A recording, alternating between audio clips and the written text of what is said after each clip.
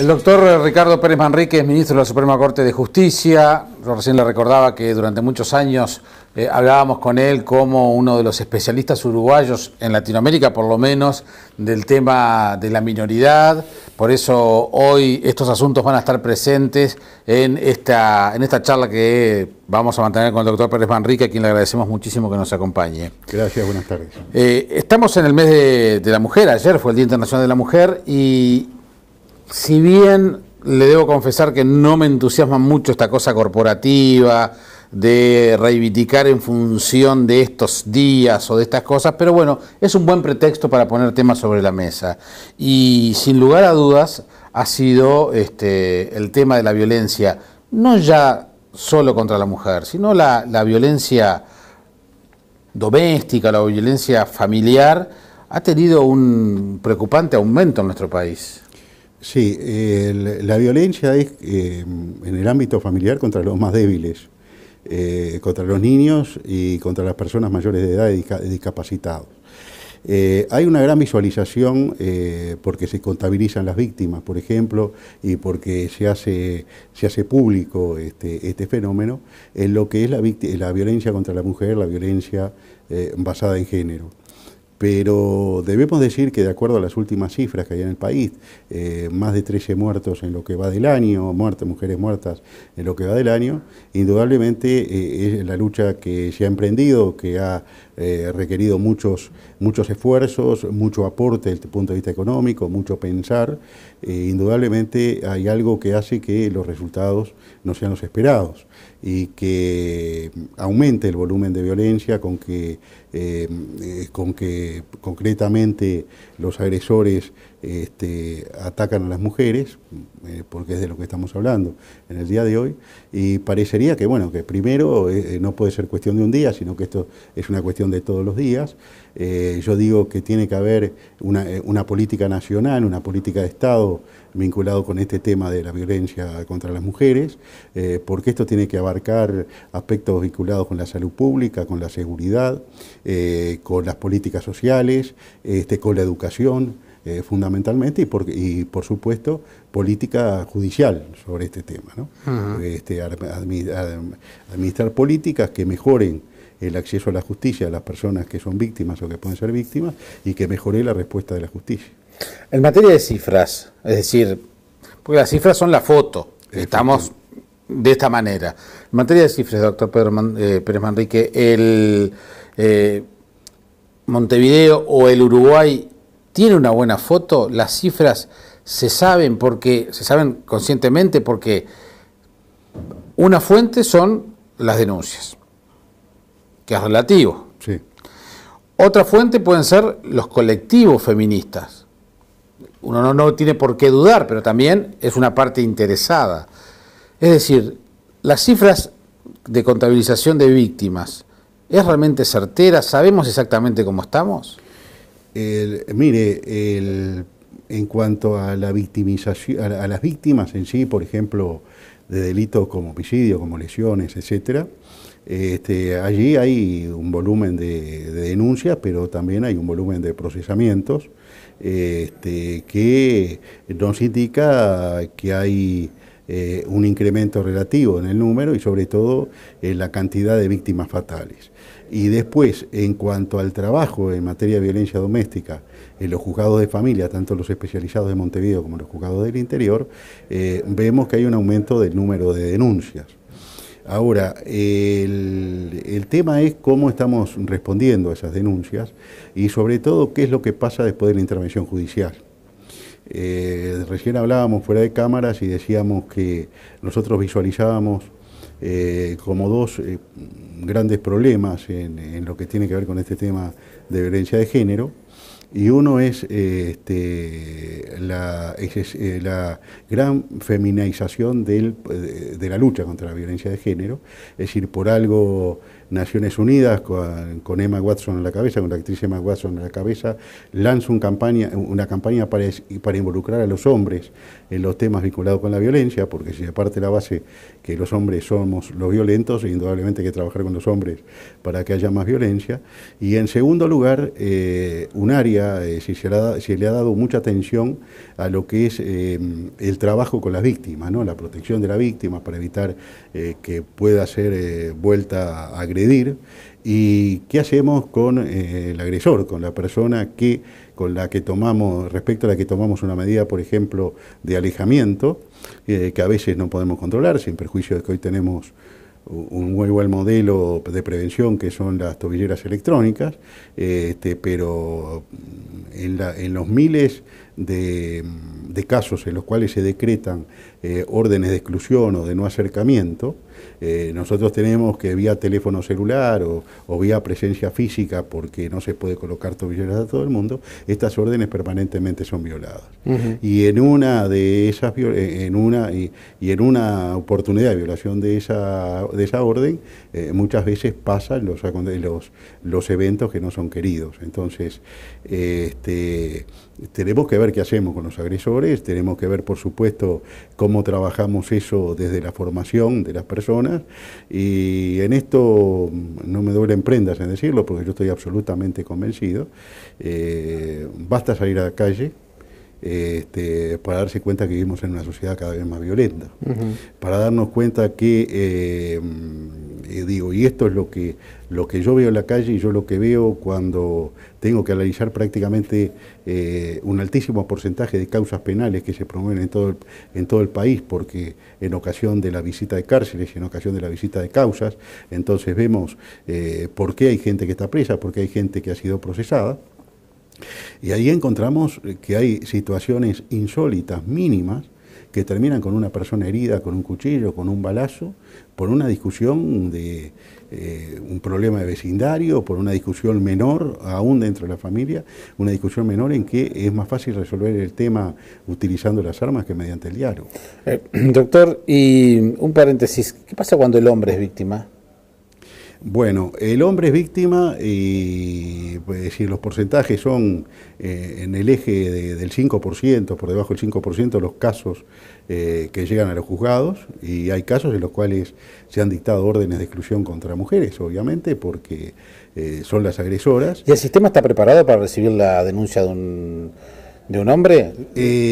Tenemos, digamos, el sistema judicial está preparado, porque quien presenta una denuncia es tratado de la misma manera que si es hombre o es mujer. Ahora hay que admitir que las unidades de violencia doméstica que existen en toda la República, el Ministerio del Interior, están preparadas y moldeadas y capacitadas en atender lo que es la violencia de género. Lo que no tengo que desconocer que eventualmente una víctima hombre también va a ser tratado de la misma manera, ¿no? Usted sabe que una persona conocida fue al MIDES a buscar asesoramiento jurídico para justamente tratar esto, le dijeron que no, porque solo asesoraban a mujeres. Se sintió absolutamente desguarnecido y devastado, como se imaginará. Y después otro caso, otro testimonio de una abogada especialista en violencia doméstica de mujeres. Ella además fue víctima de violencia, lo comentó en la radio y lo comentó aquí en El Observador TV. Un hombre fue a hacer una denuncia ante un juzgado y el juez le dijo que en realidad el que debería estar preso era ese hombre por cobarde y por buchón. Bueno, ese caso debe haber sido denunciado como convenientemente, ¿verdad? Porque es intolerable que una persona que sea juez diga esas cosas. Por supuesto, habría que ver cómo se dieron las cosas, en fin, pero digo, si fuera así, probablemente ese juez tendría que ser sancionado. ¿Están preparados los jueces para analizar, y ahora ya vuelvo al tema genérico, de ambos sexos, O sea, además para cuando decimos de violencia de género, de ambos géneros, para tratar los temas? Estoy pensando también en el interior, donde el nivel de conocimiento es otro entre las personas. Estamos trabajando permanentemente para capacitar. Hemos hecho un convenio con la Oficina de la Mujer de la Corte Suprema Argentina, que trabaja muy bien estos temas, que estaba dirigido por la difunta doctora Arquivaira, la integrante de la Corte Argentina. Sí, falleció en el pasado. Exactamente, y que estamos en un proceso de sensibilización. Llevamos más de 320 personas sensibilizadas, en el sentido de ver que cuando llega la balanza en juzgado, cuando tenemos que resolver una situación de este tipo, qué es lo que está en juego cuando hay una situación de violencia. Estamos en un programa integral de lucha contra la violencia basada en género, financiado por la Cooperación Española, donde participa el MIDES, Ministerio del Interior, Ministerio de Salud Pública, Poder Judicial, y estamos trabajando para mejorar la capacitación. El Poder Judicial tiene una activa participación en el Consejo Asesor y Consultivo de Lucha contra la Violencia. Por supuesto no estamos satisfechos, queremos ir a más, pero estamos trabajando, y yo creo que hoy mayor o menor preparación, inclusive en el Centro de Estudios Judiciales se prepara a los jueces para trabajar estas materias. Ningún juez puede decir que es ignorante en esta materia.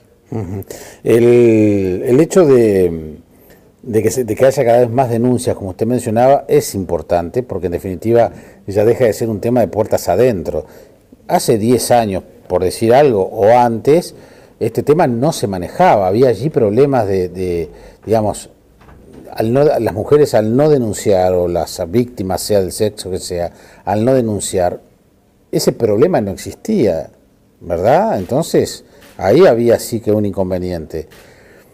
El tema es por qué pasan esas cosas, y digamos, si es posible tratar de bajar al mínimo los casos de violencia intrafamiliar, intrahogareña.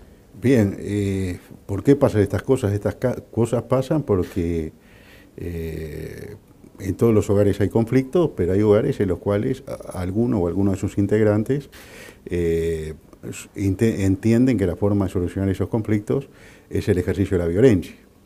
Que no solo es física. Que no solo es física. Que no solo es física, por supuesto. Es decir, tal vez la violencia más común y la más difícil de probar es la violencia psicológica, a través del dominio, a través del control.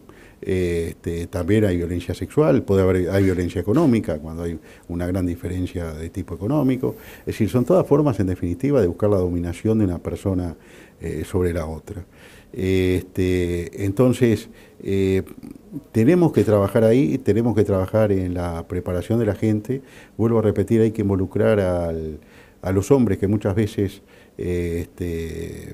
descubren que son violentos en el momento de estar ejerciendo la violencia, porque a veces hay una violencia que proviene de la sociedad, pero que de alguna forma también se vivió en el seno del hogar inicialmente y no se percibió como tal, y que explota en determinadas circunstancias.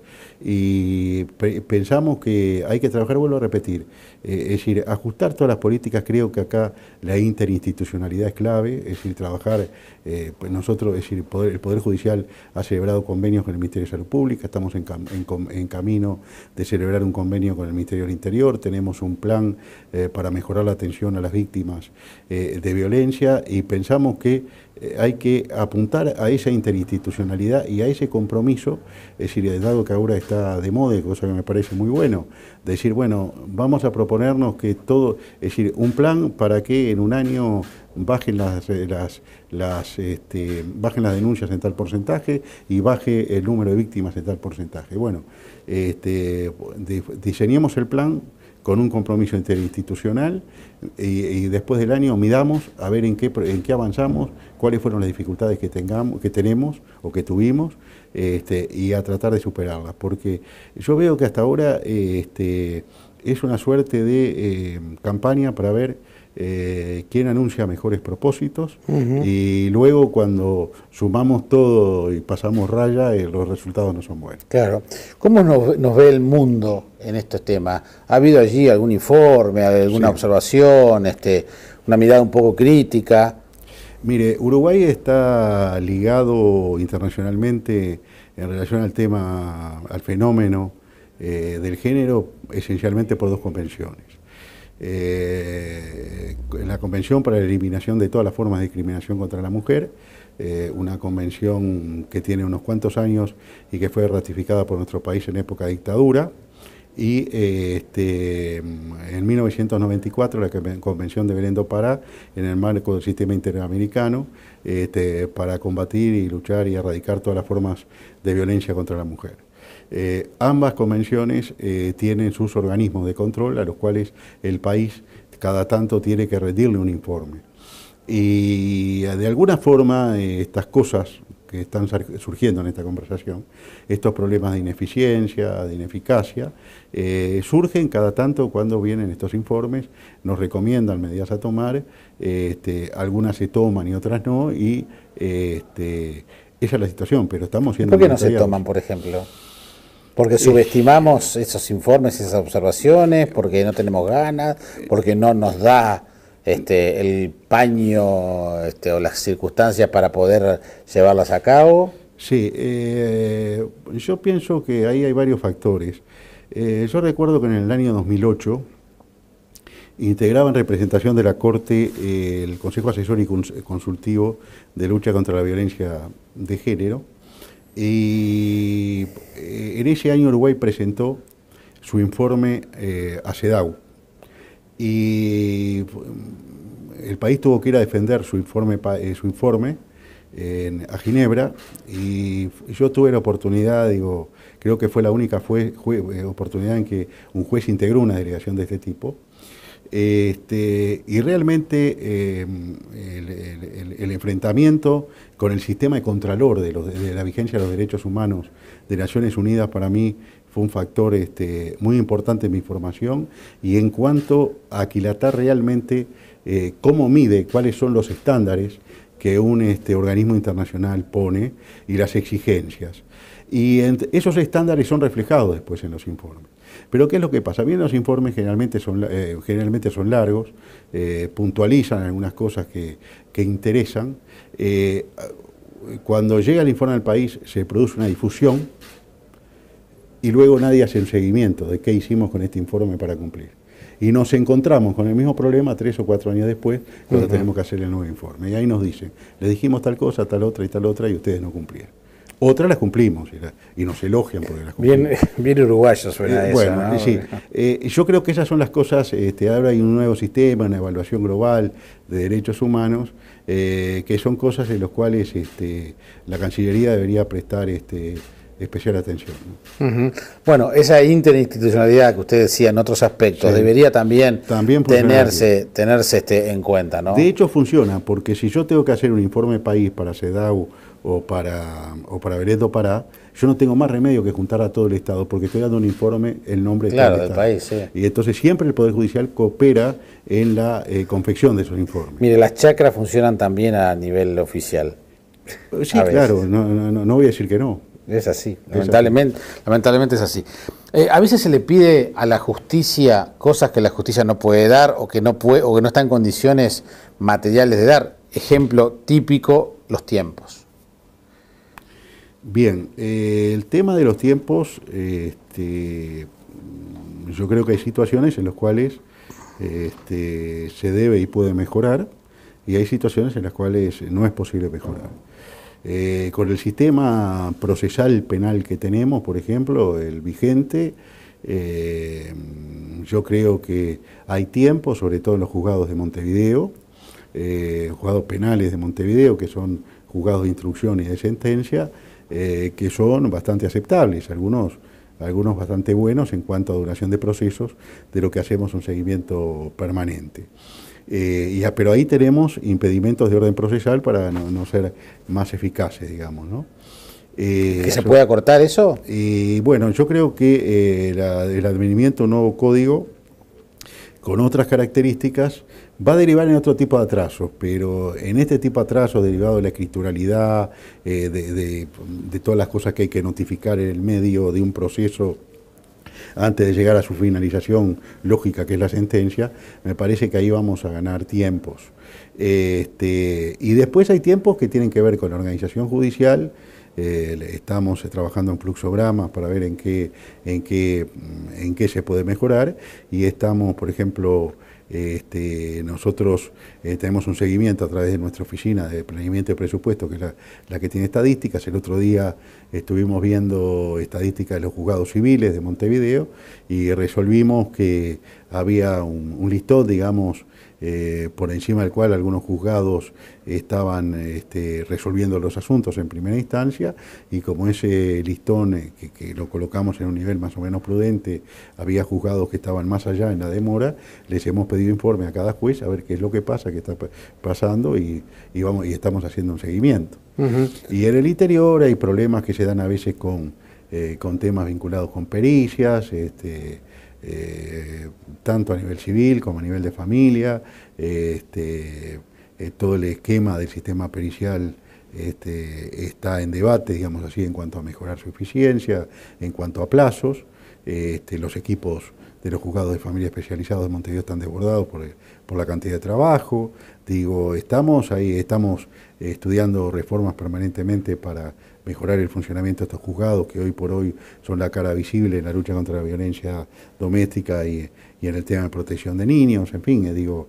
los paros no han ayudado tampoco. Bueno, hay que pensar que el sistema judicial...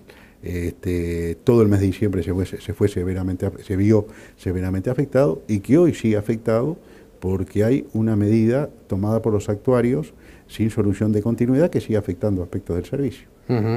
¿Y eso cuál es la solución a la vista? Porque eso parte de un conflicto madre en el cual yo ahora confieso, sí, honestamente le perdí la pista, no sé en qué situación está la diferencia entre el Poder Ejecutivo y el Poder Oficial y el Poder Judicial, después de haber votado la ley en el Parlamento.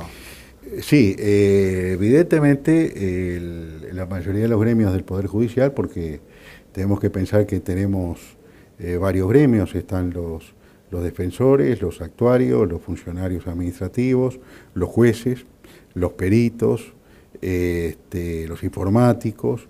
Es decir, de todos esos gremios, el único gremio que ha mantenido el conflicto sin solución de continuidad es el de los actuarios. Ahora los actuarios en nuestro sistema procesal tienen un papel clave porque hay algunas actividades procesales que se tienen que realizar sí o sí con la firma del actuario, y si el actuario no firma se complica, y lo estamos siguiendo con mucha atención y estamos estudiando la posibilidad de tomar alguna medida para tratar de regularizar el servicio. ¿Medida de qué tipo? No puedo adelantarlo, hemos pedido un relevamiento de la situación en todo el país y ahí vamos a estudiar si hay que tomar alguna medida para que el servicio se normalice lo más posible, ¿no? Por ahora no puedo adelantar medidas. ¿Cómo observó la discusión del nuevo Código del Proceso Penal? Porque le confieso, y tiene que ver con esto que estábamos hablando, que a final del año, cuando se pretendió apretar el acelerador, y un 29 de diciembre, después de una discusión de una década, pretender votar casi que a tapas cerradas un proyecto que se había discutido de mil maneras y que dejaba en evidencia carencias denunciadas por colectivos de mujeres vinculadas a delitos de violencia contra las mujeres, se logró frenar. Pero fue una situación realmente curiosa lo que sucedió con esa votación, hoy frustrada. Sí, a ver, aclaremos. El Código del Procedimiento Penal está aprobado, es ley y va a empezar a regir. Lo que usted menciona es el Código Penal. El Código Penal, sí, claro. El Código Penal. El Código Penal fue elaborado, también es un proceso, como usted dijo, que lleva 10 años. Fue elaborado por una comisión de técnicos. Había un compromiso de parte del Poder Ejecutivo y del partido gobierno de aprobarlo en el periodo junto con el otro código, y en el momento en el cual se había procesado la discusión y se pretende aprobarlo, surge esta objeción de un grupo del colectivo de mujeres que señala, bueno, este proyecto lo que hace es mantener más o menos más de lo mismo, mejorando técnicamente, pero no previendo todo lo que son los delitos sexuales, contra el orden de familia, en fin. Y eso motivó un fuerte movimiento a nivel y de influencias a nivel del partido de gobierno, por el cual no se pudieron juntar finalmente los votos. Yo estaba leyendo una declaración del Grupo de Equidad y Género de la Facultad de Derecho de la UDELAR, y decía que bueno, que a criterio de ellos el proyecto como estaba planteado era inaceptable y que a veces se gana no aprobando determinadas leyes y que esto va a haber que someterlo, por lo menos en esos aspectos, a un nuevo debate. Yo creo, bienvenido al debate, creo que nos tenemos que acostumbrar, porque usted sabe que los códigos tradicionales del Uruguay se aprobaron todos durante dictaduras. Y es bueno esto de que nos acostumbremos a aprobar códigos en democracia. El código del proceso penal, ahora se acaba de aprobar un código aduanero, el código de la niñez y adolescencia, con todas las críticas, es un producto de la democracia. Y me parece que un código penal es una norma tan importante que merece realmente ser aprobada con el consenso más amplio. Es decir, porque en definitiva, yo siempre recuerdo a un profesor que tenía en la facultad, hoy fallecido, el doctor Carvalla, que decía, recuerden que el Código Penal es la carta magna de los delincuentes. Es decir, porque el delincuente sabía que lo que no estaba en el Código estaba permitido hacerlo. Lo que no dice la ley no está prohibido, ¿no? Que lo que estaba en el Código era lo que no podía hacer. Pero en realidad, parafraseando un poco al viejo profesor, es decir, el Código Penal es la carta magna de todos, demuestra, es decir, cuál es el límite de nuestra libertad. Y cuál es ese límite de nuestra libertad que puede merecer de ser extraditado una sanción de tipo penal. Entonces tienen que ser conductas claramente determinadas, conductas que sean realmente graves, es decir, porque si hay una tendencia a lo que se llama hipertrofiar el derecho penal y solucionar todos los problemas mediante más y más leyes sancionatorias, entonces hoy tenemos que el Código Penal tiene, póngale 300 artículos, pero es un libro así porque el otro son leyes que han ido modificando el Código Penal. Entonces yo creo que cuando un país se sienta a aprobar un Código Penal tiene que discutirlo a profundidad, tiene que haber consenso, porque ese es el mínimo común denominador del comportamiento de todos. Entonces haber estado 10 años discutiéndolo no está mal. Yo creo que no está mal, en la medida que el producto sea bueno. Bueno, 10 años, y fue malo, entonces... Bueno, no fue malo. Fue cuestionado. Yo creo que lo ganaron los tiempos. Hay una cantidad de cosas, yo le voy a poner un ejemplo muy de trazo grueso, pero que me parece que llega a dar una idea de esto. Todos hemos oído hablar de la ley de caducidad. Sí. La ley de caducidad, la primera corte de la democracia la declaró 3-2 constitucional, con dos memorables discordias de dos grandes magistrados que no están entre nosotros, el doctor García Otero y la doctora Jacinta Valvela.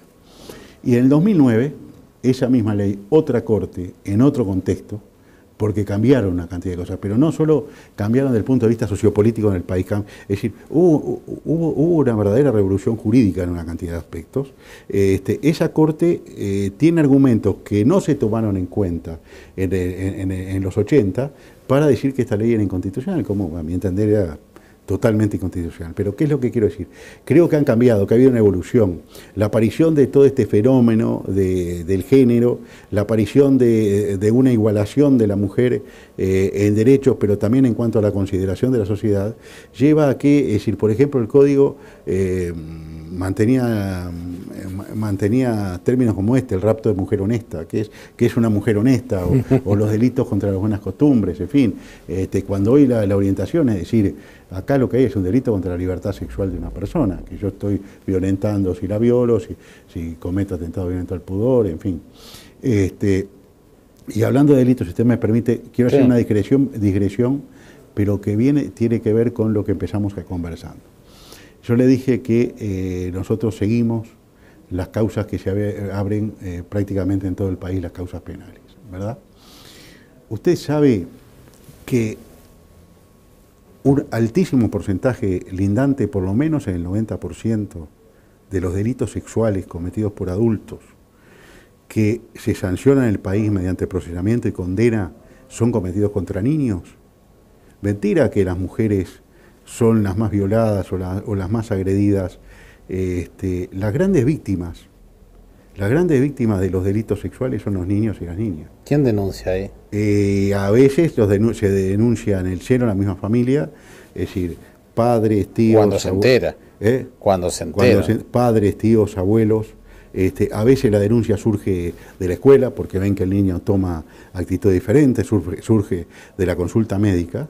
Pero yo recuerdo un departamento del país donde en la visita de cárceles del año pasado vimos 20 personas que estaban en condiciones de desfilar para obtener su libertad, y de esas 20, 13 estaban vinculadas con delitos contra niños.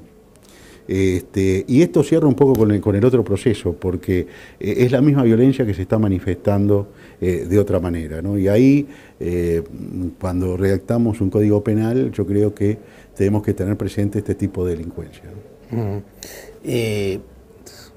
Capaz que el comentario puede parecer muy arcaico, pero seguramente más de un televidente lo puede estar pensando en este momento. Y a esas personas que cometieron ese tipo de delitos, esas 13 personas que iban a desfilar ante los ministros de la Suprema Corte de Justicia para pedir una libertad anticipada, ¿corresponde darle una libertad anticipada?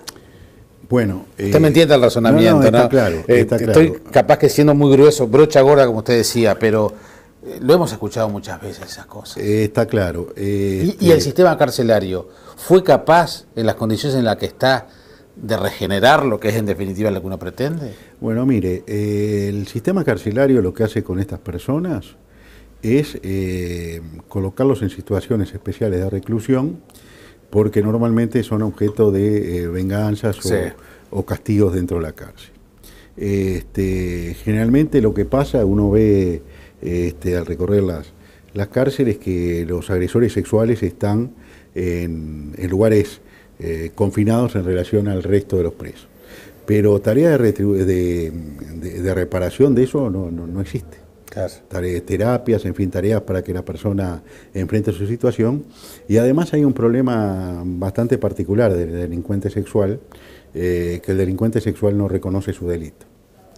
Es decir, generalmente la prueba se hace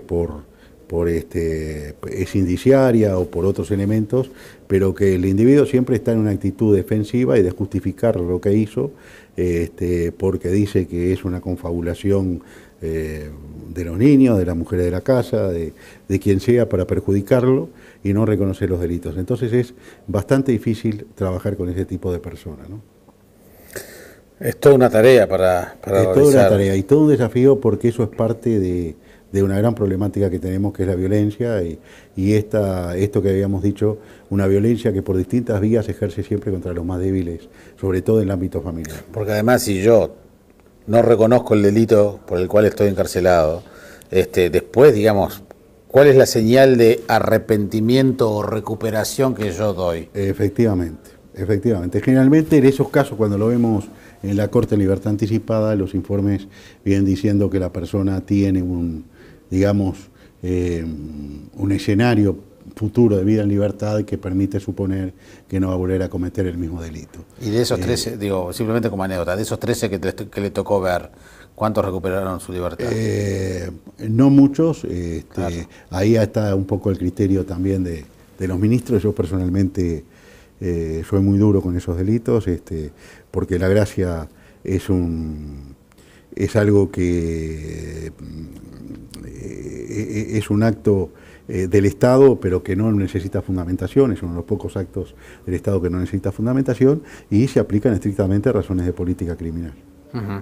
Para finalizar, doctor, en función de este vínculo, de esta relación entre poderes, porque tiene que todo funcionar fluidamente, correctamente, en definitiva somos los ciudadanos que tenemos que sentirnos tranquilos de que el Estado funciona como debe funcionar.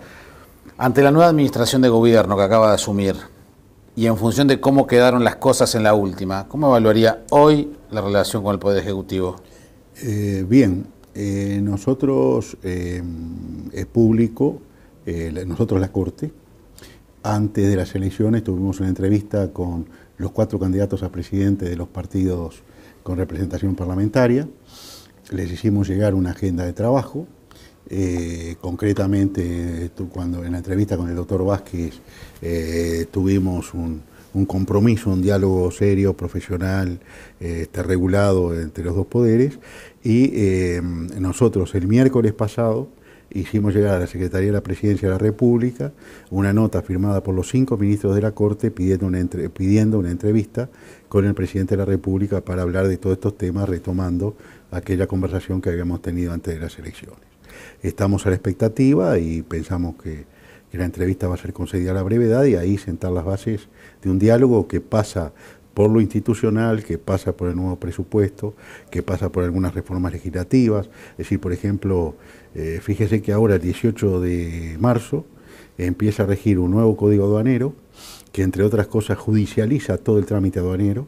Todo, que antes, por ejemplo, las pequeñas incautaciones de 2 o 3 botellas de whisky que se hacían por las aduanas, cuando a todos nos revisan el vehículo que pasamos en la aduana, todo eso se va a judicializar a cargo de jueces de paz que jamás han tenido competencia en materia aduanera, a los cuales hay que prepararlos, hay que ver qué estructura tenemos para responder a eso. La aduana nos ha informado que es un volumen de 17.000 causas que aterrizarían en el Poder Judicial de un día para otro, y bueno, ya tuvimos una reunión con la aduana y dijimos que no estamos en condiciones de aplicar el código. ¿Y entonces? Y pedimos una prórroga hasta el 1 de diciembre del 16 para poder aplicarlo, pero eso es un tema concreto que tenemos que resolver hoy, porque la ley ¿Está aprobado eso o no? Sí, ya es ley, y empieza a regir. No, pero la prórroga. La prórroga la hemos pedido, se la planteamos a la aduana dijo que no tenía inconveniente y que gestionaría con el Ministerio de Economía la remisión de una ley al Parlamento pidiendo la prórroga.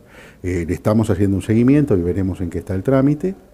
El fiscal de corte, que tiene que asumir gran parte de la Fiscalía, también va a asumir un rol preponderante en todo esto, como siempre en el proceso aduanero también está de acuerdo en pedir la prórroga, pero lo que quiero decir es, sí, claro, hay una cantidad de temas de lo cotidiano que los dos poderes tienen que hablar, porque como decía un viejo ministro de corte, al cual yo admiraba mucho, el doctor Alonso de Marco, todos somos Estado, y todos estamos dentro de una misma institución con roles diferentes cada uno y con competencias diferentes, pero a la hora de organizar los servicios, a la hora de planificar, a la hora de ver cómo funciona esto, todos somos Estado y todos en definitiva estamos obligados a un mejor, más eficiente y más eficaz trabajo. ¿Para qué? Para mejorar la vigencia de los derechos de los ciudadanos. Permítame el razonamiento poco académico para decirle que la discusión del próximo presupuesto solo en el Poder Judicial va a estar para alquilar balcones, ¿eh? Yo pienso que sí. Nosotros todos sabemos que este conflicto ha sido duro, todos sabemos que en ocasión de la discusión de esta última ley se dijeron conceptos muy duros y totalmente injustificados sobre el Poder Judicial, porque acá lo que hay que tener presente es lo siguiente: aquí hubo una modificación legislativa impulsada por el Poder Ejecutivo de la época, que luego pretendió ser modificada por 2 leyes que fueron declaradas inconstitucionales, y eso motivó una serie de juicios para cobrar lo que la gente entiende que se le debe. Entonces, el contrincante acá, o la otra parte del Poder Ejecutivo en este problema, no solo es la Corte, son los jueces, los funcionarios, todos los que han accionado, que son los que están reclamando sus derechos. Nosotros acá somos menos intermediarios, y se nos ha querido, por algún discurso, hacernos responsables de este conflicto, cuando en realidad nosotros este conflicto nos ha irrumpido y nos ha dificultado el servicio objetivamente a través de los paros, a través de los enfrentamientos que después se dieron, cuando nosotros hemos manifestado nuestra preocupación y saben las autoridades de gobierno que desde mucho antes de explotar el conflicto, nosotros habíamos manifestado nuestra preocupación y posibles vías de solución. Le agradezco mucho que se haya venido, doctor. A la orden. Nos vemos pronto. Muy bien.